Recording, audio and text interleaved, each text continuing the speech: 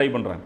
அப்போ இந்த அந்த திருட்டுத்தனம் பாருங்கள் எப்படி இருக்காங்கன்ட்டு. அப்புறம் அதை பண்ணிவிட்டு அதுக்கு அவங்க என்ன கணக்கு போடுறாங்க, இருக்கிறதே ஒரே உம்மத்தாக இருந்தால் இப்போ என்ன ஆயிரும், அந்த உம்மத்து மேலே தானே பாசம் வந்து வரும். இப்போ அதே தான் கிட்டத்தட்ட இப்லீஸும் வந்து இதே சப்ஜெக்ட் தான். ஒரே படைப்பாக அவன் இருந்தான், ஜின்னாக இருந்தான், எந்த ஒரு பிரச்சனையும் அவனுக்கு இல்லை. அது இப்லீஸுக்கும் மேட்ச் ஆகுது பாருங்க சம்பவம். எந்த ஒரு பிரச்சனையும் கிடையாது, ஒரே ஒரு சமுதாயமாக இருந்தான், நல்லா இருந்தான்.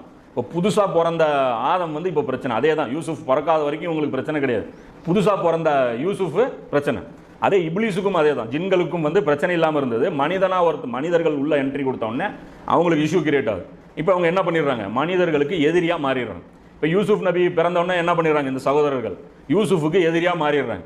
இப்போ ஹிலாஃபத் நபி ஸல்லல்லாஹு அலைஹி வஸல்லம் அவர்களுக்கு கொடுக்கப்பட்டவொடனே பனி இஸ்ராயல்கள் என்ன பண்ணிடுறாங்க, இஸ்லாம் யாருக்கு, நபி ஸல்லல்லாஹு அலைஹி வஸல்லம் அவர்களுக்கு எதிரியாக மாறிடுறாங்க. அப்போ இந்த பகைமை இருக்குல்ல எப்படி கிரியேட் ஆகுதுன்னு பாருங்க. அதில் வந்து அவங்க என்ன சொல்கிறாங்க, இப்படி செஞ்சால் கவனம் வந்து ஒரு பக்கம் ஆயிரும், இனிமேல் நம்ம என்ன பண்ணுவோம், நம்மளே ஃபோக்கஸ் பண்ண ஆரம்பிச்சிருவாங்க அப்படிங்கிற ஒரு கணக்கு போட்டு, ஏன் அதுக்கு தௌபா செஞ்சு திருந்தி அப்படி போய் அல்லாஹ்வுடைய அன்பையோ யாக்கூப் நபியுடைய அன்பையோ பெற முடியும் இல்லை. அப்படி போகிறதுக்கு பதிலாக இவங்களுடைய புத்தி எப்படி சொல்லுது அப்படின்னா இப்படி பண்ணலாம் அப்படிங்கிறாங்க. சொல்லிவிட்டு என்ன பண்ணுறாங்க, கொன்னுட்டு அதுக்கப்புறம் தௌபா பண்ணிக்கலாம்.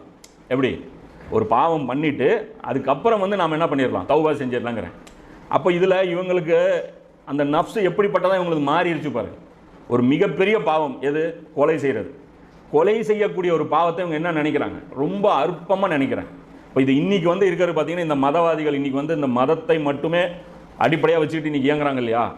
இப்போ அந்த மதவாதிகளுடைய அந்த நான் சொல்கிறது எல்லா மதத்தையுமே குறிக்கும், முஸ்லீம்கள் மட்டும் இல்லை. இந்த வணக்க வழிபாடுகள் அதோடைய அந்த இதில் மட்டும் ரொம்ப ஃபோக்கஸ் பண்ணி நற்குணங்களையும் நல்ல பண்புகளையும் நல்ல கேரக்டரையும் ஃபோக்கஸ் பண்ணாமல் விட்டவங்க எல்லாருமே பாருங்கள் எல்லா மதத்துலேயுமே இருப்பாங்க. இவங்க எல்லாருமே பாருங்கள் மனிதர்கள் விஷயத்தில் துணிஞ்சு பாவங்கள் செஞ்சுக்கிட்டே இருப்பாங்க.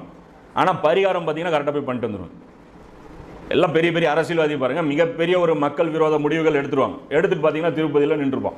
அதை பண்ணிவிட்டு நீங்கள் பார்த்தீங்கன்னா அப்பயே மீடியாலேயும் அடிப்படும், திருப்பதியில் இவர் சென்றார், திருப்பதியில் அவர் சென்றார். என்ன அப்படின்னு பார்த்தீங்கன்னா இதை பண்ணால் அது டேலி ஆயிரும்னு அவங்க நம்புகிறாங்க. மத குருமார்களும் என்ன சொல்கிறாங்க, டேலி ஆயிருங்கிறாங்க. இப்போ நமக்கும் சொல்லி தரப்படுதா, ஒரு ஜும்மாவுக்கு இன்னொரு ஜும்மாவுக்கும் நடுவில் பாவங்கள் செஞ்சால் எல்லாமே இதாயிரும்ட்டு. அதெல்லாம் பண்ணிக்கப்படும். அது எப்போ, எந்த பாவங்கள், மனிதர்களுக்கு இழைக்கக்கூடிய பாவங்கள் ஒரு ஜும்மாலேருந்து இன்னொரு ஜும்மாவுக்குள்ளே மன்னிக்கப்படுமா? உம்ரா செஞ்சுட்டு வந்தால் அந்த உம்ராவுக்கு இன்னொரு உம்ராவுக்கு மத்தியில் இருக்கிற பாவங்கள் மன்னிக்கப்படுமா? இல்லை ஹஜ்ஜு செஞ்சால் அன்று பிறந்த பாலகன் ஆயிடுவானா? ஷஹீதானாலே ஆக முடியாது. மனிதர்கள் விஷயத்தில் நீங்கள் தீங்கு இழைச்சிங்க அப்படின்னா எவ்வளோ பெரிய நீங்கள் நன்மை செஞ்சாலும் அந்த தீமை இது அப்படியே தான் இருக்கும். அதுக்கு நீங்கள் கணக்கு பதில் சொல்லியே ஆகணும். இதே அண்டர் எஸ்டிமேட் தான் இவங்க என்ன பண்ணுறாங்க, கணக்கு போடுறாங்க. இவங்க பண்ணிட்டு என்ன சொல்கிறாங்க, அதுக்கப்புறம் நம்ம திருந்திடலாங்கிறேன். இது அதுக்கப்புறம் திருந்திடலாம் அப்படிங்கிறது இது என்ன, ஷைத்தானுடைய தூண்டுதல்.